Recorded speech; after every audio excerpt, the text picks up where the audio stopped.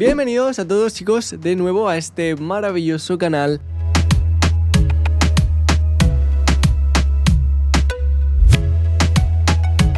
En el vídeo de hoy vamos a hablar un poquito sobre la compresión, no tanto en todos los aspectos técnicos de ataque y release, porque vamos a estar trabajando con compresores ópticos, con el CLA 3A y con el CLA 2A, que funcionan prácticamente igual, simplemente le otorgan un color diferente a nuestras voces dependiendo de cuál utilicemos. Vamos a explicar para qué sirve la compresión, porque hay mucha gente que utiliza compresores sin saber exactamente lo que están haciendo. Lo hacen a oído, les suena bien, no suena mal, no tiene por qué sonar mal, pero al final no conocen exactamente lo que hace. Entonces vamos a pasar al Ableton y vamos a explicarlo. Bien, aquí tenemos esta grabación que yo creo que ya hemos trabajado en algún vídeo con ella y veis estos picos de aquí, como de repente ¡fum! Sube aquí la onda, aquí vuelve a bajar, aquí vuelve a subir, aquí vuelve a bajar. Bien, pues ¿para qué nos va a servir el compresor? El compresor nos va a servir para reducir el rango dinámico, para igualar toda la grabación. Esto quiere decir que nosotros vamos a poner un umbral y vamos a levantar la grabación. Lo que vamos a conseguir es como una grabación lineal, ¿vale? Donde no haya esos cambios de dinámica. Vamos a ver lo que está haciendo este compresor.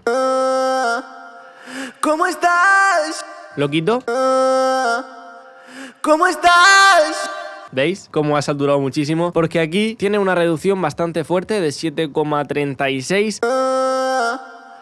¿Cómo estás? Y está reduciendo hasta 20 dB justo ahí. Esta pista en especial necesitaba una compresión bastante agresiva por la diferencia dinámica que hay entre los picos más altos y los picos más bajos. Entonces lo que vamos a hacer va a ser elevar las partes más bajas de nuestra grabación y a la vez ponerle un techo a las partes altas. Voy a hacerlo así con las manos. Estas van a ser nuestras partes altas y estas nuestras partes bajas. No las que estáis pensando, amigos y muchachos. Vamos a poner que nuestra parte más alta de nuestra grabación, con más volumen, no va a pasar de aquí. Y nuestra parte más baja la vamos a ir elevando y al final la diferencia va a ser mínima. Obviamente se van a notar los cambios de dinámica porque si no sería una grabación totalmente monótona, pero vamos a tenerlo muchísimo más controlado y de esta forma vamos a preparar nuestra pista para los demás efectos, para la excitación, para la reverb, para el delay, para la saturación y para todas las demás técnicas que vayamos a utilizar en nuestras voces. Bien, entonces, ¿de qué se trata esto? Voy a quitar el compresor y lo vamos a hacer de cero para que veáis cómo se hace por defecto. Cogemos aquí nuestro compresor, en este caso el 3A, el mono, porque vamos a trabajar en una pista mono, y luego os voy a explicar también un poquito la diferencia que existe entre el 3A y el 2A de Waves, y nos sale por defecto una ganancia de 5,50 y un peak reduction de 4. Bien, ¿esto qué es? Esto va a ser la ganancia, ¿vale? Y esto va a ser el peak reduction, que va a ser cuánto vamos a acercar nuestra grabación al umbral, el threshold. El umbral aquí es fijo, en otros compresores, como por ejemplo en el CLA 76, sí que se puede variar ese umbral para elegir nosotros el umbral. Es como un limitador al final. Para que entendáis lo que es un umbral, por si acaso no me he explicado bien, aquí nosotros tenemos nuestro limitador y esto sería el umbral. De aquí el limitador no va a dejar pasar nada. Por lo tanto, si yo, aquí voy a poner esto para no reventaros los oídos, ¿veis? ¿Cómo estás? Yo muy bien.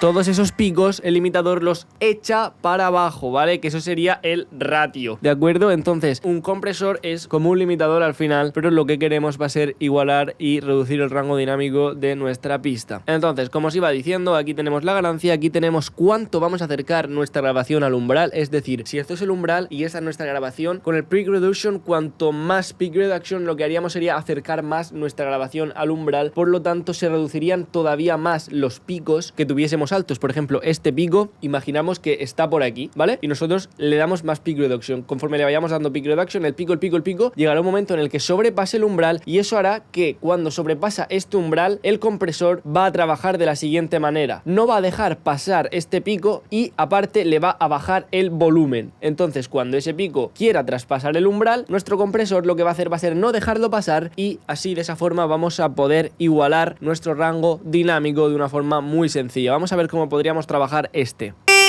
Uf, esto es una compresión bastante agresiva. Sin saber nada tuyo, sé que tú esto lo jodió mi orgullo.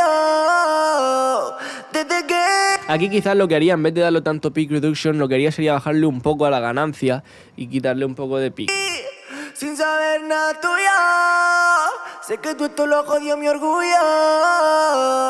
Desde que te perdí mi cabeza, solo va lo suyo. Mi foto. Ahí comprimiendo en menos 10 más o menos, quizás un poquito más, un poquito menos, dependiendo también de la ganancia que tenga nuestra pista. No es complicado, ¿vale? Sobre todo estos compresores. Luego ya cuando nos metemos en el CLA 76, que es este maravilloso plugin de Waves, ya tendremos más parámetros como es el release, el ataque, el ratio, el input y el output. Creo que antes os he dicho que este compresor tenía threshold, no tiene, viene por defecto. Entonces, bueno, aquí tendríamos el ataque, que es la rapidez con la que actúa el compresor. Ya he dicho que no me voy a meter en estos parámetros porque tenemos un vídeo donde lo explicamos a la perfección cada uno de estos parámetros. Y aquí, bueno, en los dos de los que estamos hablando, tanto el 3A como el 2A tienen los mismos parámetros, ganancia y peak reduction, ¿vale? Tenemos el búmetro, donde nos va a indicar cuánta compresión estamos haciendo, de cuántos dBs. En estos picos, si os fijáis, estamos comprimiendo hasta 10 dBs. Sin saber nada tuyo.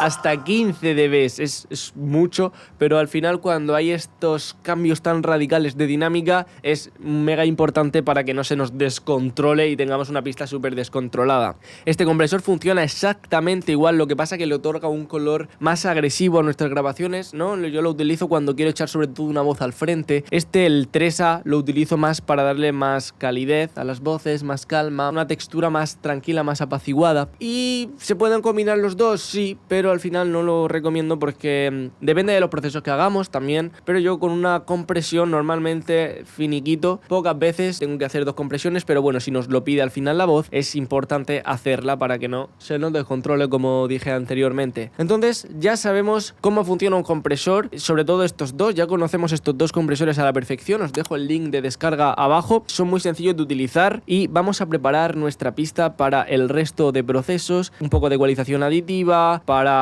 el brillo, saturación y limitación. Es muy importante que nuestras voces estén controladas para hacer esto, porque si no se nos va a ir todo al traste, se nos va a ir a la... como se diría malamente, y no va a sonar una pista adecuada porque no va a ser una pista que esté controlada. Entonces, chicos, así es como yo utilizaría tanto el 3A como el 2A. Es muy fácil, sobre todo estos dos, que solo tenemos ganancia y peak reduction. Llevar mucho cuidado, ¿vale? Porque hay mucha gente que le gusta darle mucha ganancia de aquí y hacer así, y al final... no hay que encontrar el equilibrio, ¿no?, entre la ganancia y el peak reduction. Y pues nada más, espero que os haya servido este vídeo. Hemos trabajado con estos dos maravillosos compresores ópticos que para mí son de mis favoritos, en los que utilizo en prácticamente todas y cada una de mis mezclas. Si queréis conocer más sobre los diferentes parámetros que tiene la compresión, tenéis el vídeo que os dejo por aquí o por aquí arriba, en el que mi compañero Óscar os lo explica maravillosamente con todos los parámetros. No olvides suscribirte si te ha servido, si ahora vas a comprender un poquito más por qué comprimes. Así que nada, nos vemos en el próximo vídeo. Deja tu like, tu comentario si tienes alguna duda. Chao, chao.